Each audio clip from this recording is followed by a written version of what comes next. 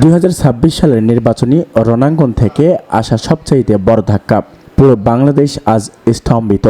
যে বগুড়া আর ঢাকাতে বিএনপির অজয় দুর্গ ভাগা হতো, সেখানেই কি তবে ধসে পড়ল তারেক রহমানের রাজনৈতিক ক্যারিয়ার?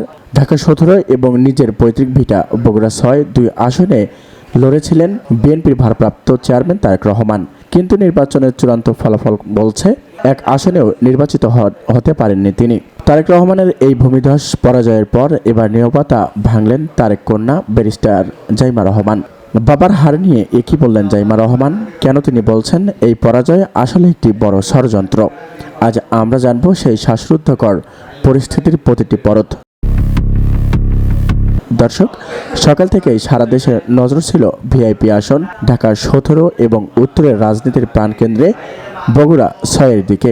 লন্ডন থেকে ভার্চুয়ালি প্রচারণা চালিয়ে তারেক রহমানের ব্যাপারে জয়ের ব্যাপারে ছিলেন আত্মবিশ্বাসী।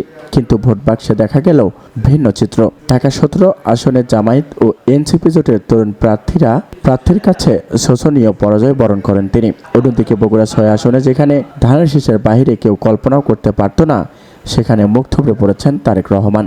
বিশ্লেষকরা বলছে, সাধারণ ভোটাররা এবার অনেক পুরনো চেহারায় নয়, বরং পরিবর্তনের পক্ষে রায় দিচ্ছে। কিন্তু তারেক রহমানের মতো হেভিওয়েট নেতার এই ধস কি কেবলই ভোটারদের রায়, নাকি এর পেছনে রয়েছে অন্য কোনো গভীর নীল নকশা?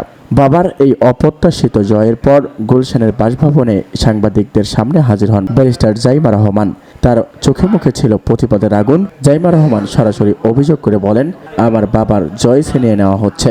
বগুড়া আর ঢাকার মানুষ ভোট দিলেও অদৃশ্য শক্তির হস্তক্ষেপে ফলাফল পাল্টে দেওয়া হচ্ছে। তিনি আরও বলেন, তারেক রহমান এদেশের মানুষের হৃদয়ে আনছে। এই পরাজয় কেবল তার নয়, এটি গণতন্ত্রের পরাজয়।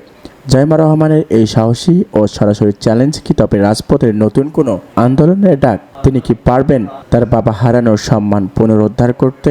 কিন্তু প্রশ্ন উঠেছে, কেন তারেক রহমানের এই ভরাডুবি? দীর্ঘ 17 বছর প্রবাসে থাকায় তৃণমূলের সাথে কি তার দূরত্ব তৈরি হয়েছিল, নাকি জামায়াত ও 10 দলীয় জোটের প্রার্থীর অভাবনীয় জনপ্রিয়তা তারেক রহমানের পথের কাঠা দাঁড়িয়েছে? বগুড়ার মতো দুর্গে তারেক রহমানের হার প্রমাণ করে বাংলাদেশের রাজনীতিতে এখন আর কোনো আসনেই কারোর জন্য রিজার্ভ নয়। তরুণ ভোটাররা এখন ইমোশন নয়, বরং সরাসরি কাজের মূল্যায়ন করছে। এই ফলাফল কি তবে বিএনপির রাজনীতিতে জাইমা রহমানের নতুন নেতৃত্ব বা কোনো পরিবর্তনের ইঙ্গিত দিচ্ছে? তারেক রহমানের এই জোড়া পরাজয়ের খবর বিশ্ব গণমাধ্যমেও গুরুত্বের সাথে প্রচার করা হচ্ছে। আন্তর্জাতিক পর্যবেক্ষকরা বলছে, এটি বাংলাদেশের রাজনৈতিক এক বিশাল টার্নিং পয়েন্ট। এই হারের ফলে লন্ডনে থাকা তারেক রহমান দেশে ফেরার স্বপ্ন কি তবে আরও দীর্ঘায়িত হয়েছে? জাইমা রহমান যখন রাজপথে নামার ঘোষণা দিচ্ছে, তখন বিএনপির ভেতর চলছে নানা সমীকরণ। অনেক নেতা মনে করছে এখনও সময় এসেছে জাইমা রহমানকে সামনে এনে নতুন করে দল সাজানোর।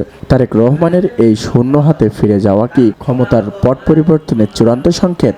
তো দর্শক, 2026-এর রাত তারেক রহমানের জন্য এক অন্ধকার রাত হতে পারে, কিন্তু তারেক রহমানের সাহসী উচ্চারণ কি বিএনপির জন্য মৌল আলো আনবে? তারেক রহমানের পরাজয় মেনে নিয়ে বিএনপি কি হার মানবে, নাকি রাজপথ কাঁপাবে? প্রতিটি মুহূর্তের সরাসরি লাইভ আপডেট এবং অফিসিয়াল ফলাফল জানতে এখনই আমাদের চ্যানেলটি সাবস্ক্রাইব করুন এবং বেল আইকনটি অন করে রাখুন। আপনার কি মনে হয় তারেক রহমানের এই হারের কারণ কি? কমেন্ট করে আপনার মূল্যবান মতামত জানান। আল্লাহ হাফেজ।